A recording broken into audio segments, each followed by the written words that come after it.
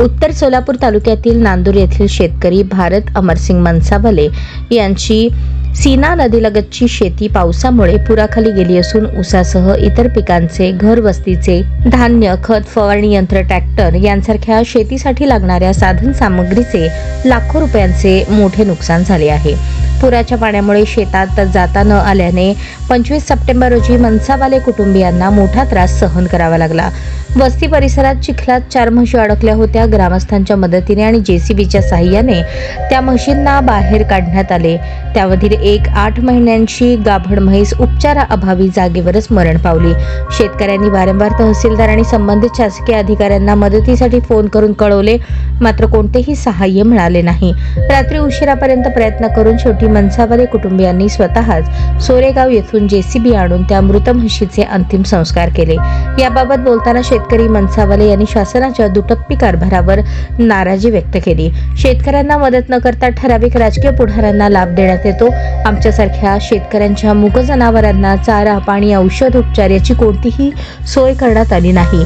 कागदोपत्री 100% जेवण, पाणी वाटप दाखवले जात आहे, मात्र प्रत्यक्षात 10% ही मदत मिळालेली नाही असा आरोप त्यांनी केला। स्थानिक शेतकरी व नागरिकांनी प्रशासनाने तातडीने या गैरव्यवहाराची दखल घेऊन शेतकऱ्यांना योग्य ती मदत द्यावी अशी मागणी केली आहे।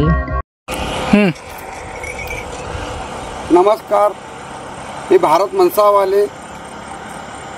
माझ्या शेत जमीन गाव नंदूर, उत्तर सोलापूर इथे असून सीना नदीची काठीचं माझे शेत आहे।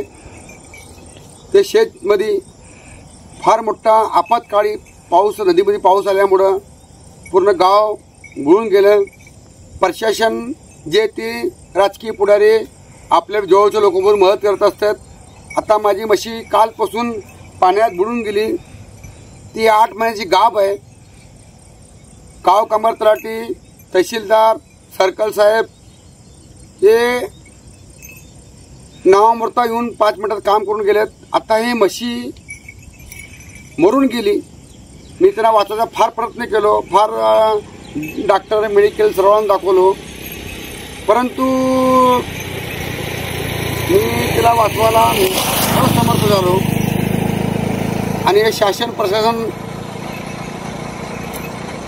50 लोकांना जेवण वाढते की 100ला वाढते आणि 500 लोकांना दाखवतात। खूप काम चाललंय, पण प्रॅक्टिकल काम शासन करत नाही। मी तहसीलदार साहेबाला फोन लावलो, प्रधान साहेबाला फोन लावलो, सर्कल साहेबाला फोन लावलो, गाव कामर तळी आलते, शासकीय डॉक्टर येऊन बघून गेले, सर्व चाललंय। आता सध्याला मला इथं माझी म्हैस पुरण्यासाठी मला कुठला साहित्य, कुठला जेसीबी, कुठला कामगार वर्ग, कुठं कोण मिळत नाही। आता रात्रीचे 7 वाजता आले, मी असंच वाटेवर थांबलेलं आहे। माझी मुलं वगैरे काय साहित्य मिळतं का, जेसीबी वगैरे, घडी बिडी खांद्याला, कारण काही म्हैसला खांद्याला पुराला म्हणजे मोठा हे लागतात। पण माझ्याकडे बी वाहन आहे, साहित्य आहे, पण आपत्काळी आलं म्हणजे माझी शेतजमीमध्ये सर्व हे गेलेत। माझ्या फार मोठं नुकसान झालेलं आहे। पण शासनाने काय तर मदत करावं। हे प्रेस, मीडिया हे सर्व आपल्या आपल्या हिशोबाने काम करतात, आपल्याला करते। आता मी 112ला फोन लावलो, पोलीस प्रशासन यायला लागली। तहसीलदार साहेबाला फोन लावलो, त्यानं फोन करतो मला, अजूनपर्यंत फोन आला नाही। लाटला म्हशीला मी असे टाकून देणार आहे। मी गेल्यावर हे म्हशीची पोटात 8 महिन्याचा पिल्लू आहे, हिला कुत्रा बित्र फावून खाणार आहे, ह्या जबाबदार कोण? तहसीलदार साहेब म्हणते की तुमची म्हशी आहे, तुम्ही बघा। शासनाची जबाबदारी काय ना काय। माझी म्हशी लाखो रुपयाची मशीन गेली, मी दुःखात आहे। शासनाची काय जबाबदारी नाही का? काय यंत्रणा काय आहे का नाही? शासनाने मला मदत करावं, यावं।